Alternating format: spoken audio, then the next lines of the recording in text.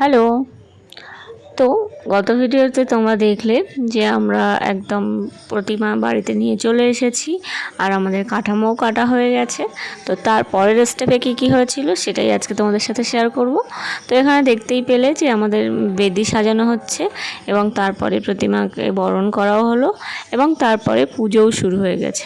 আর এখানে কিন্তু এখন মাঝরাত, তো আমরা সবাই জেগে পুজোটা দেখছি।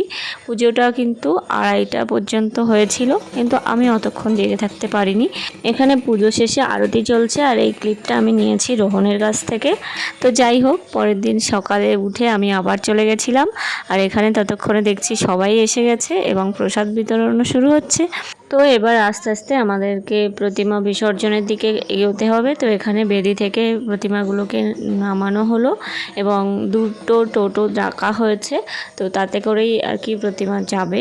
আমরা নদীতে বিসর্জন করতে যাব। আর তার আগে শেষ মুহূর্তে যে বরণ মিষ্টিমুখ করা হয়, তো সেগুলোই জেঠিমা দিদিরা সব করে নিচ্ছে।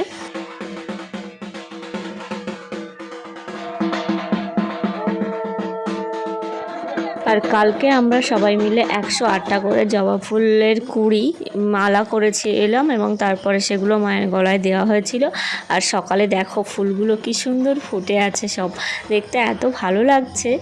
এই পুজোর পরিকল্পনাটা আমার দিদির অনেক দিন ধরেই ছিল, কিন্তু সেটা বাস্তবায়িত হলো এই সময়ে এসে। তো দিদির মনস্কামনা পূর্ণ হয়েছে এবং সেই সাথে আমাদের সবার। যাই হোক, এবারে চলো আমরা প্রতিমা বিসর্জন করে আসি। এই যে টোটো চলে এসেছে, এবার আমরা যাচ্ছি নদীর দিকে।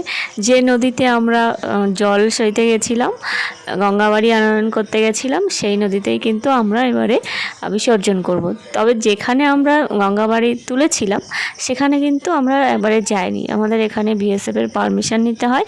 তো সেই জন্যে আমরা বিএসএফের যে ঘাট আছে সেখানেই কিন্তু চলে এসেছি। আর ওই যে দূরে দেখো যে সরু সবুজ রেখা দেখা যাচ্ছে, সেটা কিন্তু বাংলাদেশ। তো আমরা একদম বাংলাদেশের কাছেই আছি, আর ওই জন্যই এত রেস্ট্রিকশানে আমাদের এইখানে নিয়মকানুন মেনে সব কিছু পালন করতে হয়। তো যাই হোক, এবার প্রতিমা তো বিসর্জন হয়ে গেছে, এবারে আমাদের মাথায় একটু জলের ছিটে দেওয়া হচ্ছে। আজকে এই ভিডিওটার সাথে সাথেই কালী পুজোর শেষ পর্বটা আমি সম্পন্ন করলাম। তোমাদের সাথে দেখা হবে নতুন কোনো ভিডিওতে। আমরা এই পুজোর উপলক্ষে কিন্তু ভীষণ মজা করেছি এবং সবাই মিলে যে এক জায়গায় হতে পেরেছি এটাই ভীষণ আনন্দের। আর এবারে চলো, এখানে ঘাটে সবাই নেমে পড়েছে, দিদিরা তো চান করবে, এখানে একটু ফটোশ্যুটও হচ্ছে। আর তারপরে আমরা এই যে মাঠ ধরে বাড়ির পথে রওনা দিয়েছি। তো এটুকুই।